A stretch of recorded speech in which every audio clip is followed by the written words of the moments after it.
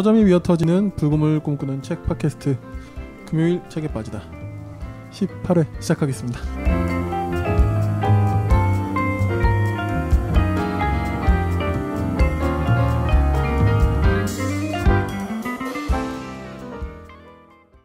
안녕하세요. 반갑습니다. 네, 아, 제가 횟수 말하면서 좀 조심했어요. 너무 세게 말하면 안 될 것 같아서. 네네네. 네, 아이고 고전적인 개그인데 죄송합니다. 네. 각자 소개 한번 해주시죠.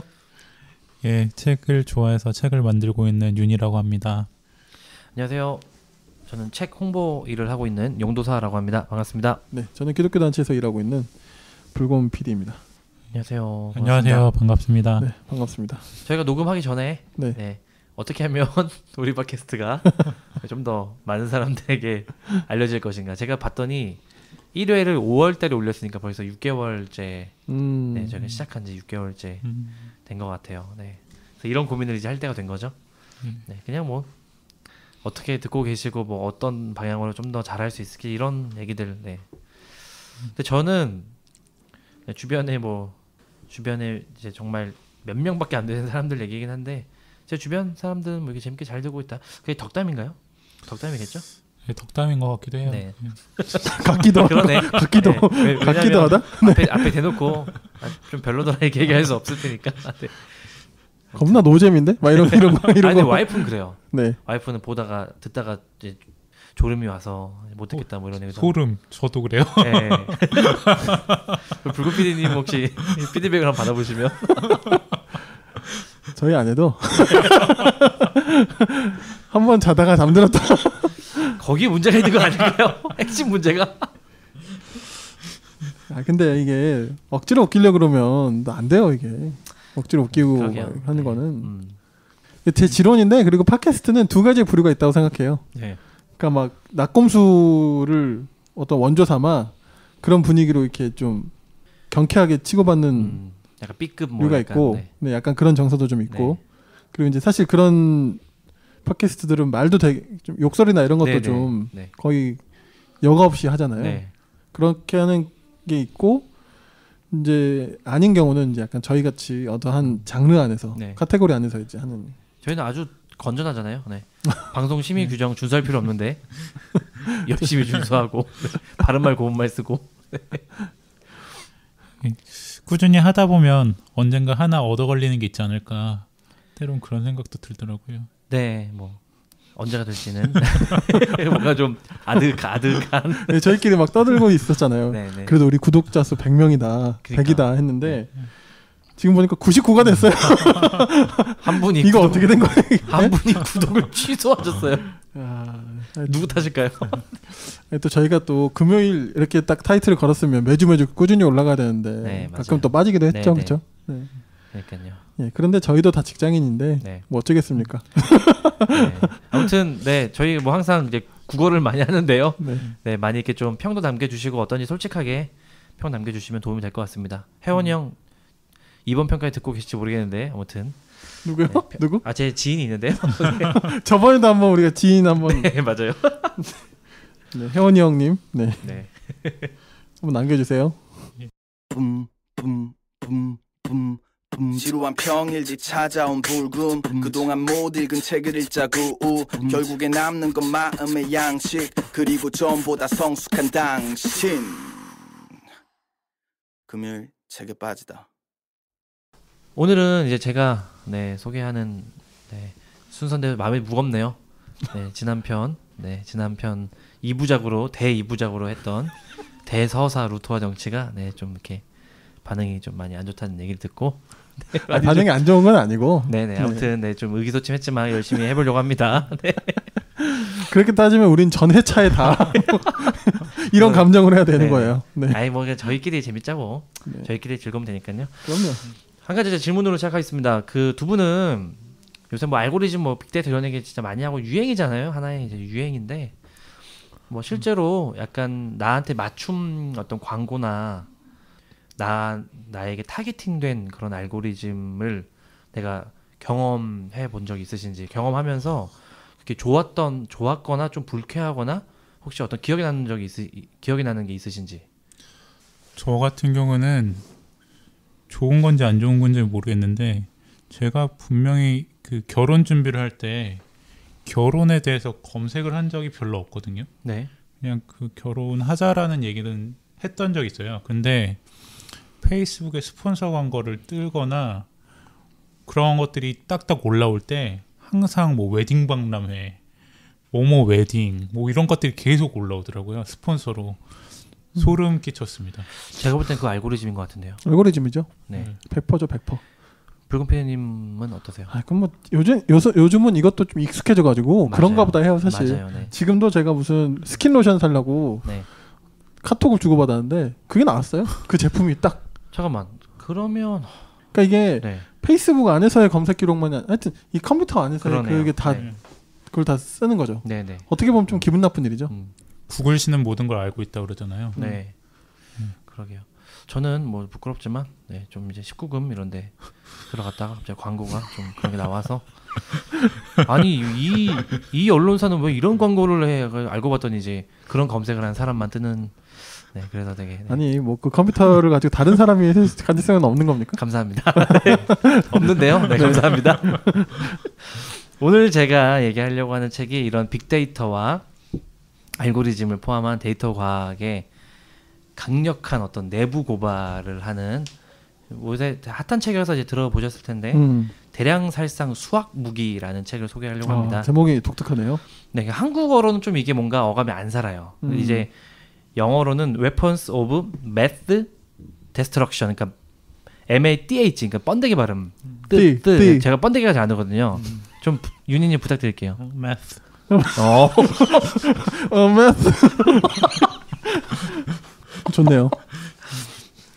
이게 그 WMD라고 약자로 Weapons of 원래는 MASS 대량이라고 하는 Mass Destruction인데 그 매스를 매스로 이제 바꿔서 네, 수학 대량살상 수학 무기라고 미국 부시 정권에서 이 WMD 얘기를 많이 했었다고 하더라고요. 대량살상 무기 막 이런 것도 우리가 미국이 이제 그 군사적으로 갖춰야 된다 이런 얘기를 많이 했었는데 이제 이 데이터 과학자 이 저자가 그 WMD를 중간에 딱 이제 수학으로 단어를 바꿔서 해서 이 책 안에 WMD가 엄청 많이 나옵니다. 그래서 WMD는 대량살상 수학 무기라고 이제 인지를 하시면 되고요.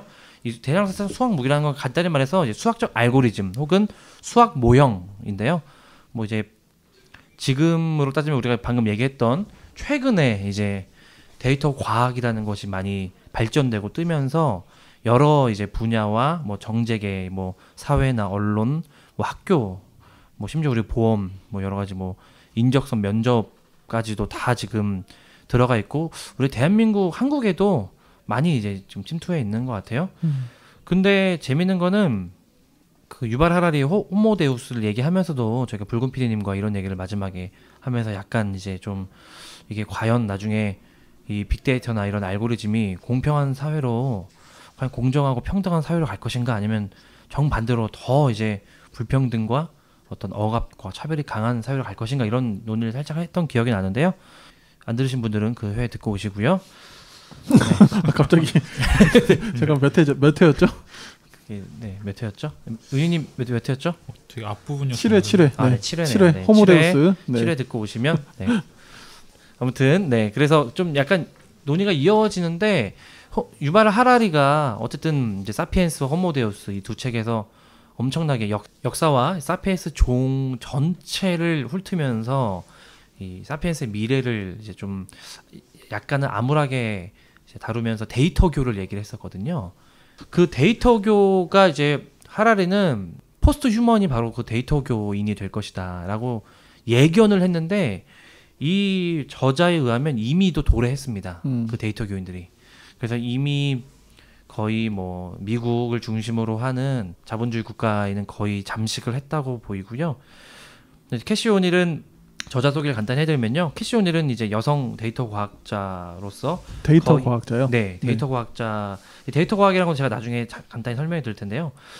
그러니까 통계학, 수학을 제대로 공부한 이제 과학자입니다. 그래서 UC 버클리를 졸업하고 하버드 대학교에서 대수적 정수론으로 수학 박사학위를 받았는데 뭐라고요? 뭐요? 대수적 정수론 저도 처음 듣는 용어들입니다. 네, 아무튼 뭐 스포자가 듣기 굉장히 네, 부담스럽네요. 스포자분들께는 좀 이제 유감. 네. 깜짝 놀랐어요 지금. 네. 인수분해가 취미였대요. 누가요? 이 저자가요? 인수분해가 취미였다고요? 네, 어렸을 그래요? 때부터. 난 지금도 인수분해 잘 못하는데. 네, 여기까지 할게요. 죄송해요. 네.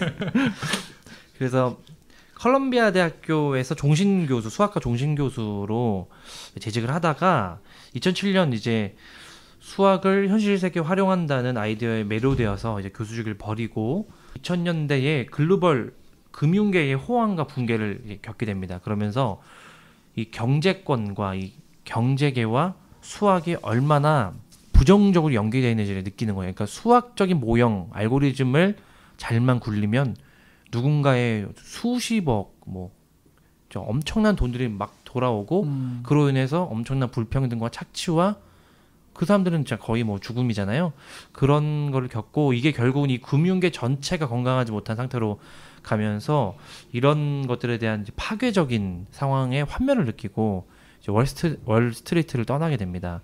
그래서 그 이후에 IT 업계에서 데이터 과학자로서 좀 활동하면서 나중에는 완전히 이제 이런 WMD의 이제 문제를 계속 이제 알리고 이제 월가 점거 운동으로 알려져 있는 이제 월스트리트 점거 운동 우리나라에도 좀 소개가 됐었던 그런 것도 이제 계속 지지하고 이끌고 있는 알고리즘을 감사해야 한다는 그런 지금 약간 운동을 하는 이제 그룹을 설립해서 빅데이터의 그림자를 세상에 알리는 데 힘쓰고 있는 저자고요. 그래서 이 책은 이제 흐름 출판에서 지난 9월에 나왔고 올해 9월인 거죠?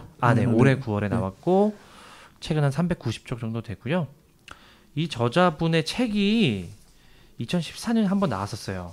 데이터 과학 입문이라고 해서 실제 원서도 2014년에 교과서인가요? 네네. 그러니까 데이터 과학이란 무엇인가. 그런 느낌인데. 네. 그래서 사실 이 책을 알기 위해서는 데이터 과학에 대해서 아주 간단히 알아야 돼요. 저도 조금 이제 살펴봤는데요. 데이터 과학이라는 것은 이제 간단한 정의를 내리면 적절한 컴퓨터 툴과 통계 방법을 효율적으로 사용하여 실질적인 문제에 대한 해답을 찾아내는 활동. 이게 이제 미국에서 활동 우리나라 권재명 이제 데이터 과학자가 정의 내린 건데요.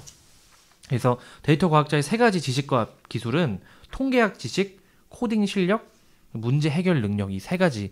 그러니까 약간 간학문적이고 통합적인 과학자인 것 같아요. 그거를 이제 소위 데이터 과학자라고 얘기하는 것 같은데요. 그러니까 이제 통계학도 알아야 되고 사회과학, SW 이제 프로그램 공학, 수학 이런 것들을 다 좀 이제 아우르는 그런 좀 요새 좀 새롭게 좀 나오게 되는 그런 분야인 것 같아서 그런 이제 프로필을 가지고 있는 과학자고요.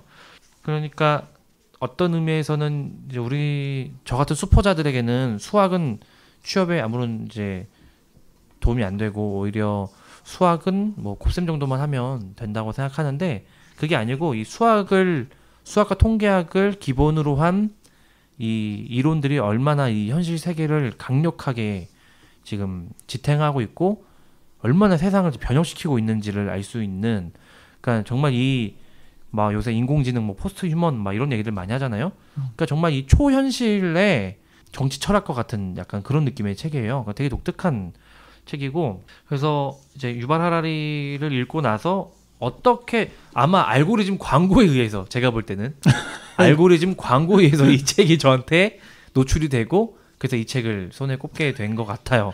그게 참 아이러니하네요. 이 책도 재밌는 게 뭐냐면 네. 제가 인터넷 서점에 지금 리뷰 코너에 들어가 보니까 네네. 맨 위에 있는 게 뭐라고 써 있냐면요. 네. 이 책에서 가장 눈에 띄는 문구 사피엔스 저자 유발 하라리 강력 추천 덕에 책을 집어들었다. 이렇게 시작하고 있어요. 저 아닙니다. 네. 어쨌든 그러니까 이게 유발 하라리가 워낙 우리나라에서 완전 대박을 쳤잖아요. 그러니까 그 유발 하라리의 그 맥락을 잇는 책들을 막 많이 내는 것 같아요. 그리고 요새 4차 산업혁명 이거는 그냥 거의 그냥 누구나 4차 산업혁명이 뭔지는 모르지만 어쨌든 4차 산업혁명이 올 것 같은 그런 느낌적 느낌 때문에 다들 얘기하고 있고 전 지금도 그게 뭔지 모르겠어요. 네. 그러니까 이제 그냥 산업혁명의 연장선으로 얘기하는 게 가장 나을 것 같은데 뭐 아무튼 우리나라는 어떤 뭔가가 이슈가 도래하면 그걸 너무 막 이제 막 강력하게 얘기하는 그런 분위기가 있어서 여튼 네, 이 책은 정말 필독서로 좀 제가 네, 강추하고 싶은 책입니다. 제가 강추한다고 누가 읽으실지 모르겠으나 자꾸 그런 얘기 안 하셔도 돼요 이제. 아, 네, 알겠습니다. 좀 더. 네. 우리가 은연중에 이런 이야기 계속 되게 많이 하는 거 아니죠? 그래요? 아니 뭐 제가 뭐 사실 뭐 이런 말 하지 막 이런 거 있잖아요. 맞아. 이런 거 하면 안 돼. 이런 거 하면 그러네. 자신감 없어 보여요. 네, 알겠습니다. 그러면 네, 저도 그렇거든요. 네, 적절하게 편집해 주시고요. 이런 거 살려야 또. 네. 아무튼 네. 네.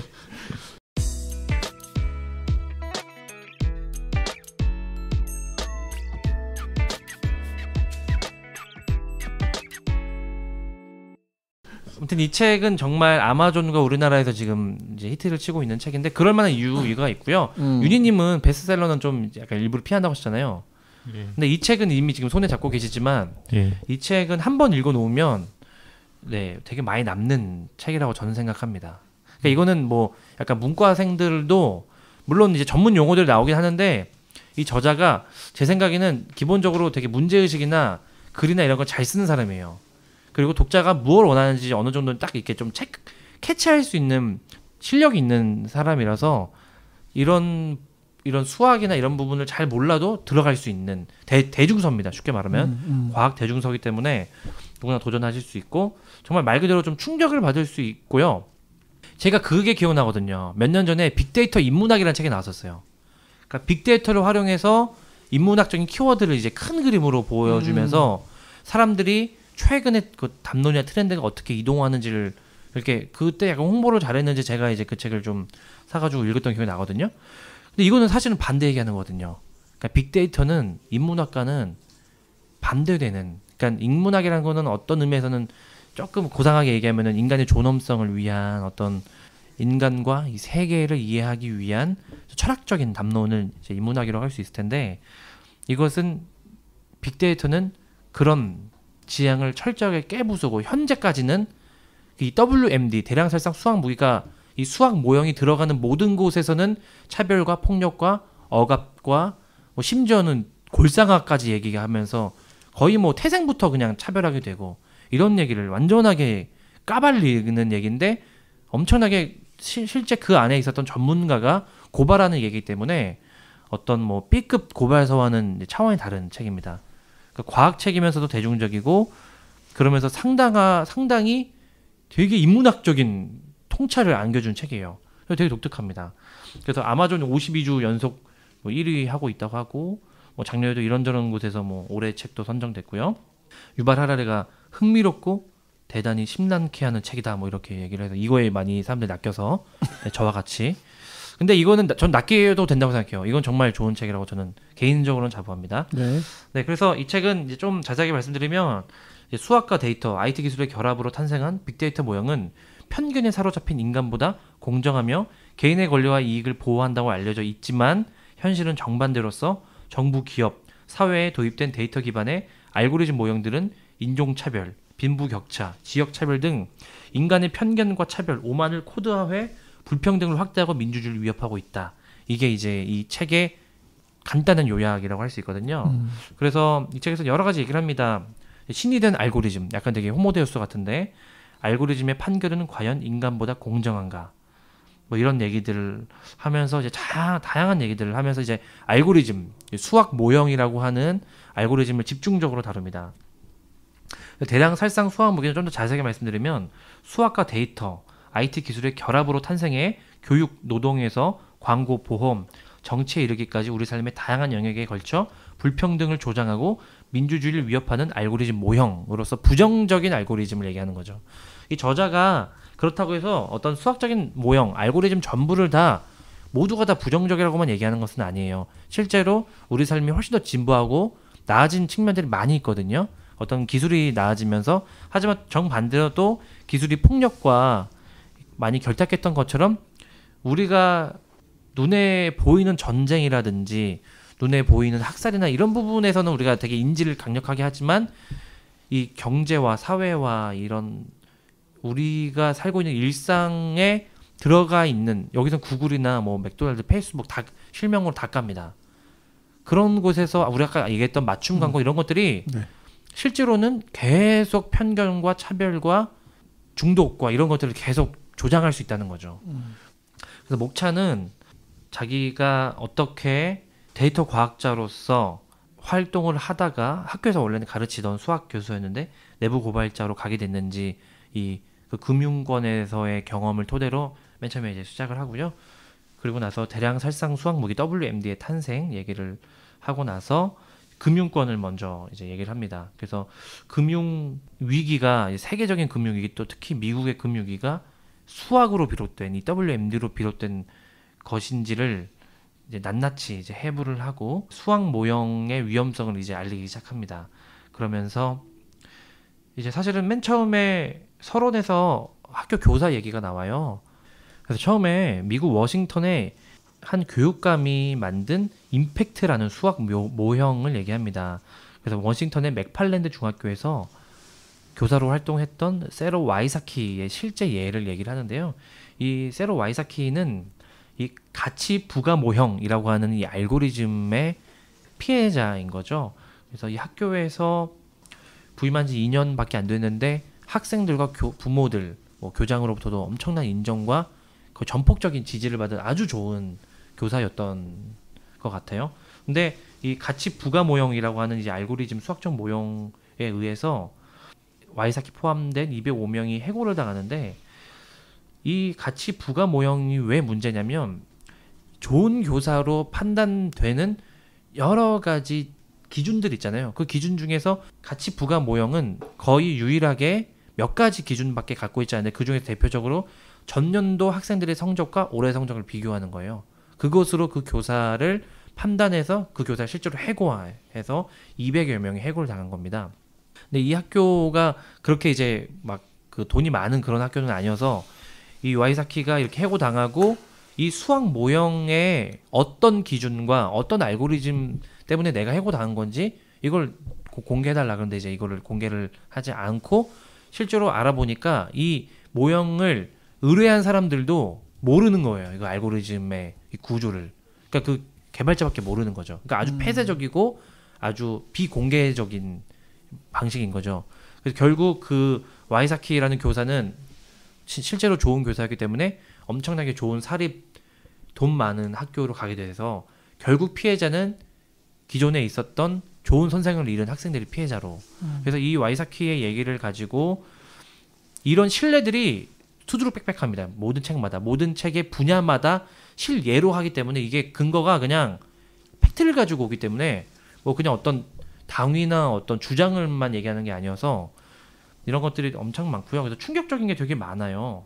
예를 들면 이 학생들의 성적이 결과적으로 떨어진 데는 여러 가지 이제 원인들이 수많은 복잡한 원인들이 있을 텐데 그 단 몇 가지 단면의 기준을 가지고 그 알고리즘으로 나왔다고 해서 실제 학생 교사들을 엄청나게 해고한 이런 사건은 이미 수많은 분야에서 일어나고 있는 이게 지금 알고리즘 WMD가 얼마나 위험한지를 실제 위험할 수 있고 실제로 이미 위험한 일을 벌여왔는지를 지금 고발하는 책입니다.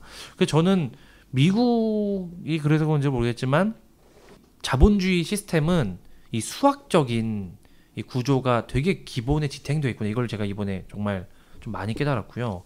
이런 수학적인 이런 모델과 이 구조가 이렇게 구조를 탄탄하게 갖고 있는 줄 몰랐어요. 근데 거의 어쨌든 돈과 캐시가 굴러가는 곳이 되게 자본주의에서 중요하잖아요. 그렇기 때문에 이 캐시를 내가 어떻게 어디로 끌어들일 수 있는지를 쉽게 다룰 수 있는 그런 수학 모형들이 아주 거의 강력한 파워를 가지게 되는 것 같아요. 권력을.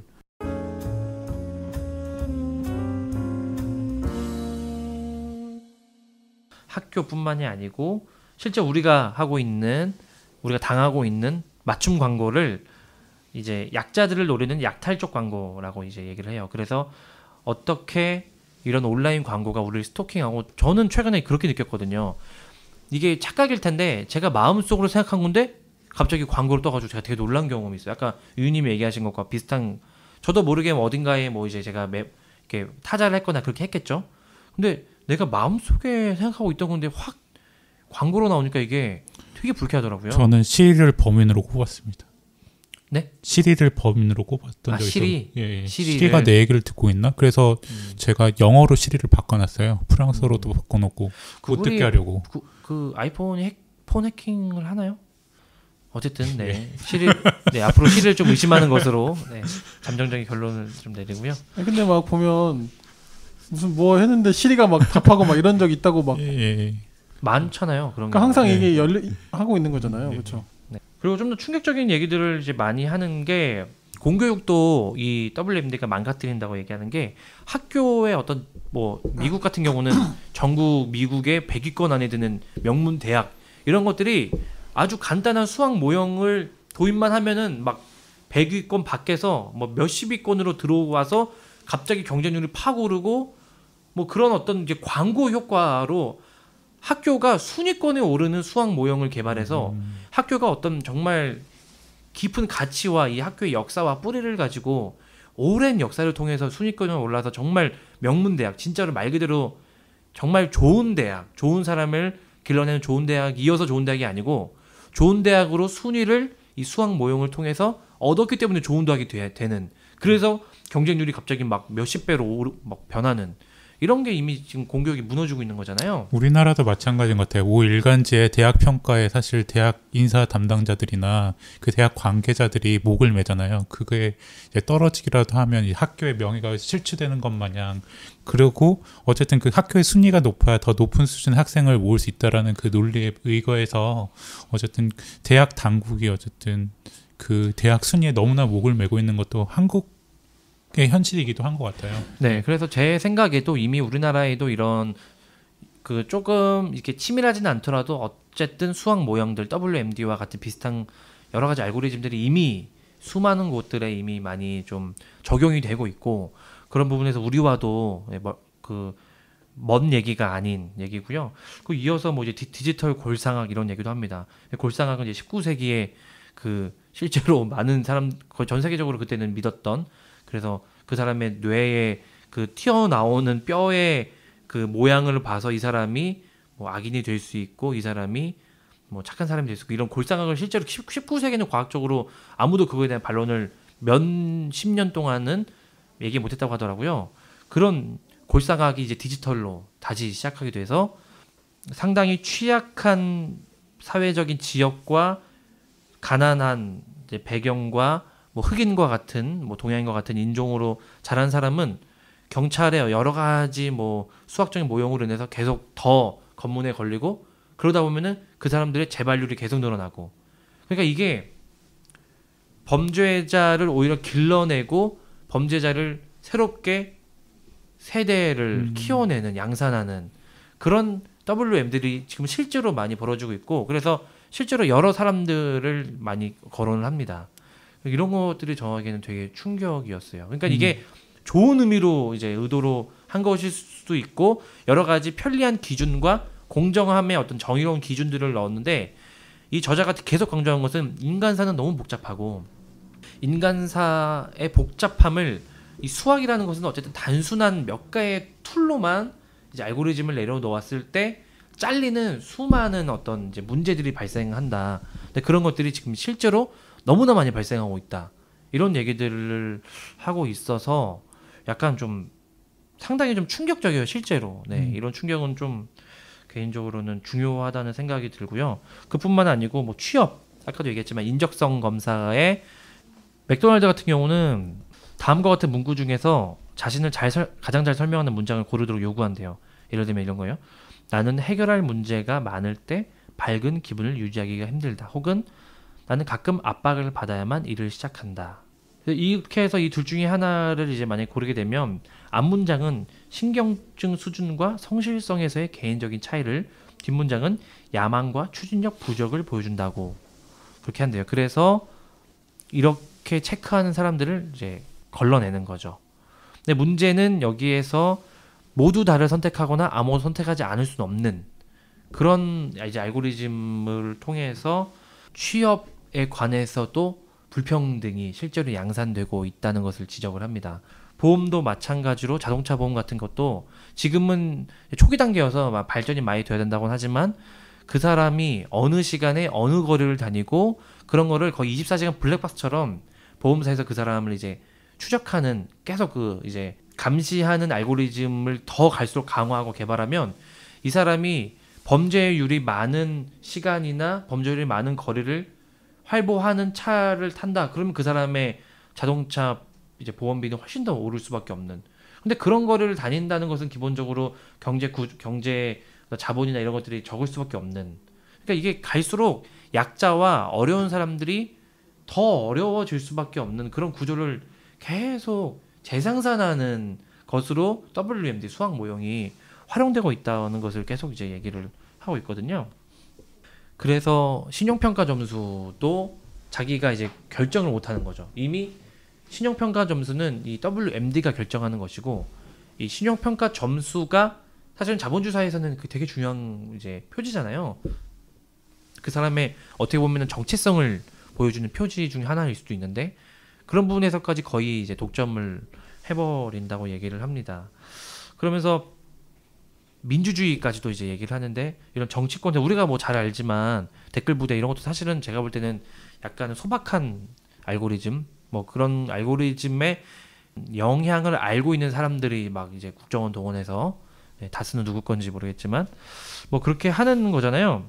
그래서 이게 지금 이미 우리가 겪고 있는 수많은 영역, 뭐 정치, 경제, 뭐 학교, 교육, 뭐 일상의 수많은 영역들이 이미도 많이 퍼져 있고, 그래서 약간 이 저자는 이런 것에 대해서 되게 경종을 울리는 역할을 많이 합니다.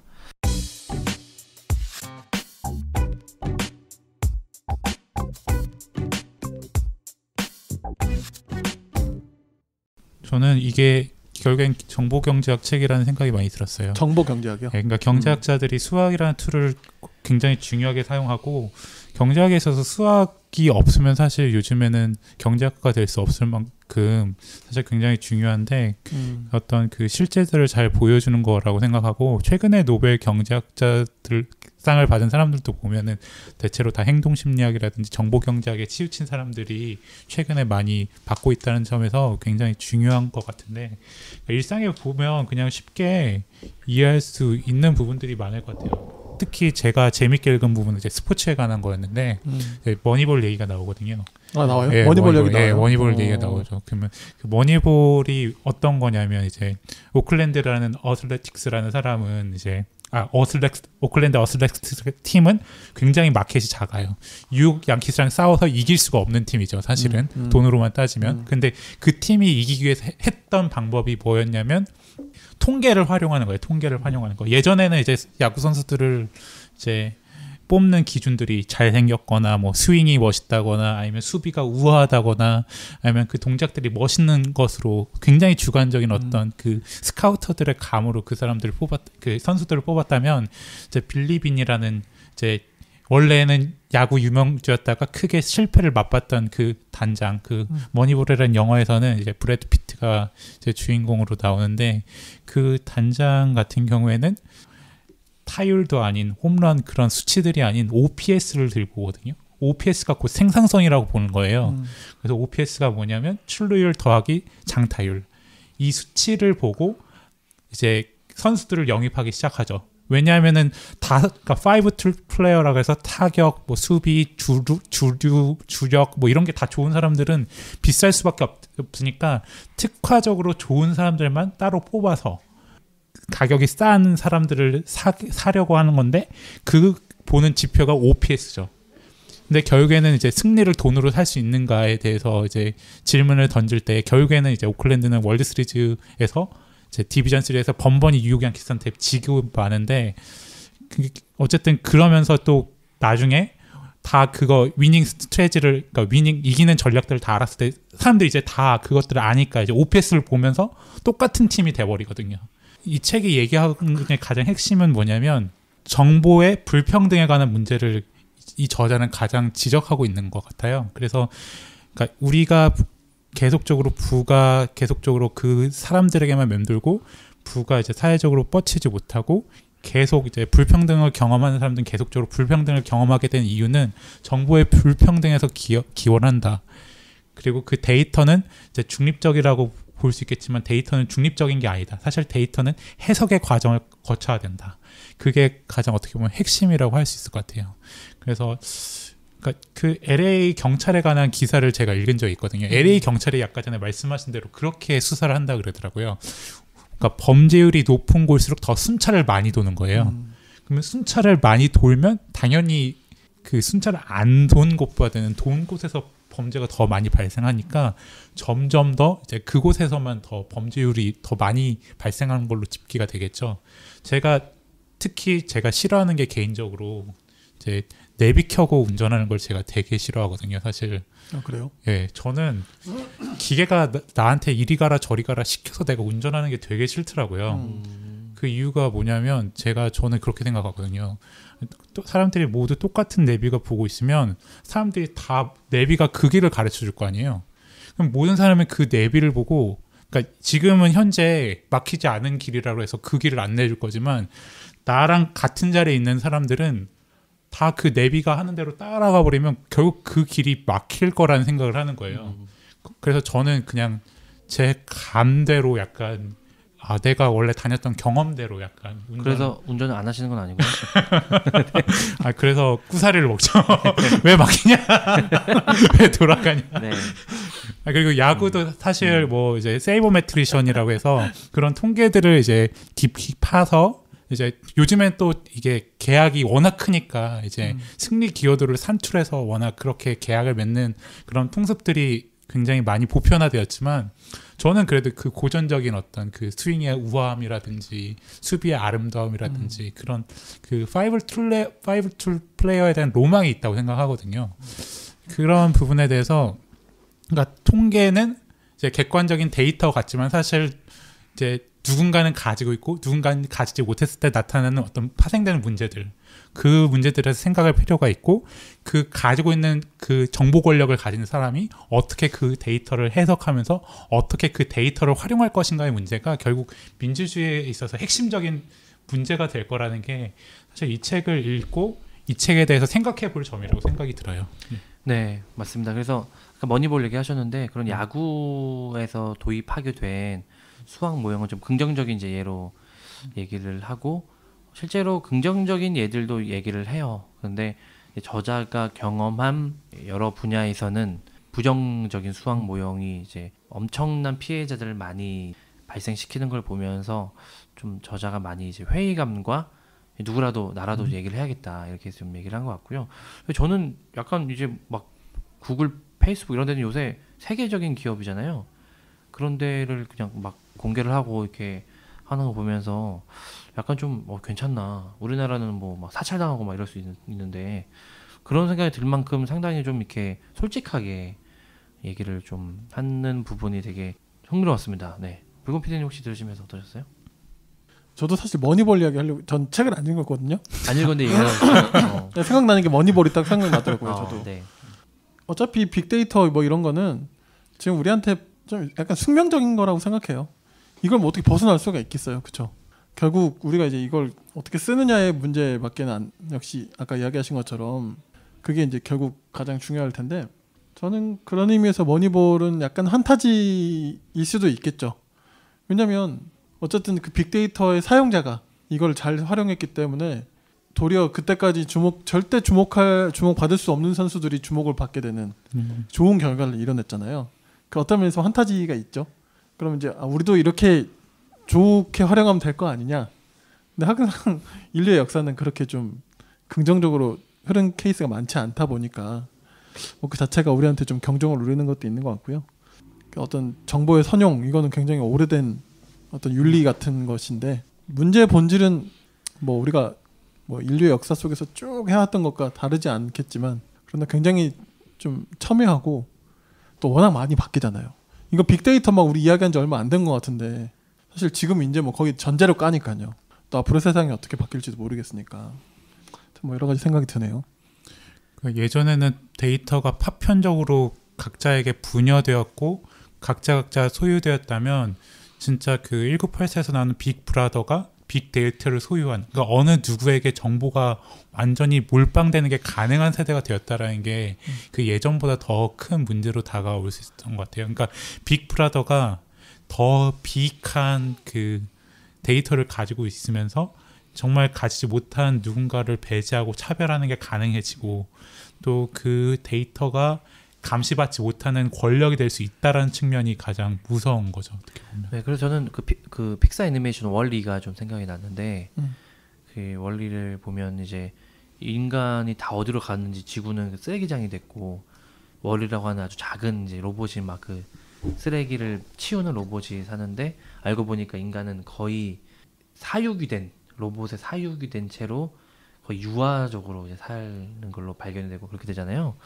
그걸 보면서 얘기하신 대로 글로벌화 되면서 이 세계가 단 하나의 너무 단순한 서사, 그것도 아주 단순하고 어떤 의미에서는 되게 폭력적일 수 있는 알고리즘으로 모든 인류가 너무 급속도로 이 현재주의에 완전히 이제 빨리 빨려 들어가는 그런 상황에 처해져서, 근데 사실은 우리는 그렇게 생각 안 하잖아요. 예를 들면 지금 우리나라만 하더라도 어쨌든 이제 개발도상국을 넘어서 뭐 G20 뭐 안에 든다고 뭐 이렇게 자부심도 갖고 막 한강의 기적을 이룬 나라 이런 얘기도 하는데, 그렇기 때문에 말 그대로 정말 제3세계라든지 지금 실제 전쟁이 일어나고 있는 난민국가나 이런 곳에서 일어나고 있는 것들을 우리는 그냥 뉴스로만 보고, 아유 그래도 뭐 미국이나 이런 경찰 국가들이 도와주고 뭐 세계적으로 많이 그런 데서 도와주고 있으니까 전보다 더 많이 나아진 것으로 우리는 기본으로 생각하고, 뭐 아프리카 많이 구호도 많이 가고 뭐 가서 사진도 찍고 뭐 연예인들도 많이 갔다 오고 이런 식으로 상당히 많이 우리 자기 합리화를 많이 하는데, 실제 그런 자본주의의 가장 최적화된 시스템 안에서 어떻게 착취가 일어나고 그것이 어떻게 계속 재생산되고 있는지를 실제 그 안에서 있었던 전문가의 입을 통해서 보니까 조금 느끼는 게 약간은 조금 살벌하다는 느낌이, 그러니까 이게 이런 치밀한 데이터가 실제로 나를 올가맬 수 있겠구나 이런 생각이 좀 많이 들었어요. 그래서 저는 이 책을 읽으면서 제가 왜 더 약간 조금 그랬냐면요, 저는 실제로 이제 불과 그게 오래되지 않는데 저는 실제로 신용불량 상태가 된 적이 있었거든요. 뭐 여러 이제 상황 때문에. 근데 그때 신용불량이 되니까 모든 게 다 막히잖아요. 모든 게 다 막히고 그거를 모두가 다 알아요. 관련된 그런 업계나 그런 어떤 기관에서는 제가 신용불량자인 걸 다 알아요. 그러니까 그게 다만 어떤 하나의 라벨이 아니고 용도사라는 사람을 정체성을 부여한다는 느낌을 좀 많이 받았거든요. 그때 좀 되게 많이 좀 힘든 시기를 보냈었는데, 이게 그것과 마찬가지인 것 같아요. 그러니까 하나의 여기서도 이제 수학 모형이 예를 들면 용도사는 수학 모형을 통해 보니까 이런 사람이다 라고 이렇게 좀 건설적이고 선한 방향으로 가야 되는데, 용도사와 같은 사람들은 이렇게 됐다 이렇게 하면서 뭔가 그거를 구획화시키고 그들을 이미 어떤 의미에서 대성화시키는 거거든요. 그런 측면에서 이런 알고리즘의 좀 위험성이 실제로 좀 크구나. 그렇다고 해서 이걸 가지고 뭐 막 알고리즘이나 빅데이터 완전 다 막 무용론으로 갈 필요는 없겠지만, 그런 부분에서 상당히 경각심을 일으키는 그런 책이라는 생각이 좀 들었습니다.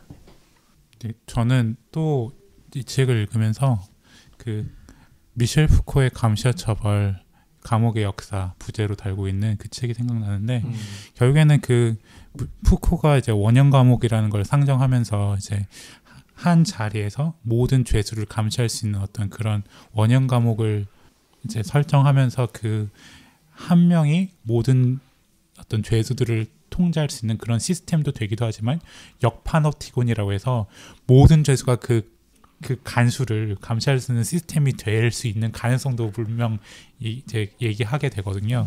그 부분에 대해서 결국에는 이제 그 권력자에 대한 감시, 그러니까 정보 권력을 누가 쥐고 있느냐에 대한 투명성, 그러니까 이게 그 투명성의 정도가 어디까지여야 되고 그걸 이제 누가 이제 컨트롤하고 누가 감시할 것인가, 그 부분이 결국에는 또 핵심이라고 봐요. 그러니까 이 책을 하면서 읽으면서 느꼈던 거는, 알고리즘을 통해 산출되는 결과가 아니라 그 알고리즘이 어떻게 구성되어 있는지를 알아내는 어떤 훈련들이 우리가 보다 더 이제 어떻게 보면 그 정보라는 어떤 속성 그리고 그 알고리즘을 통해 불평등이 생산되는 어떤 그런 프로세스를 알아내는 가장 중요한 접근 방법이지 않을까라는 생각이 이 책을 읽어서 더 많이 들었던 것 같아요. 신뢰를 통해서도 너무 많이 확인할 수 있고요. 예. 네.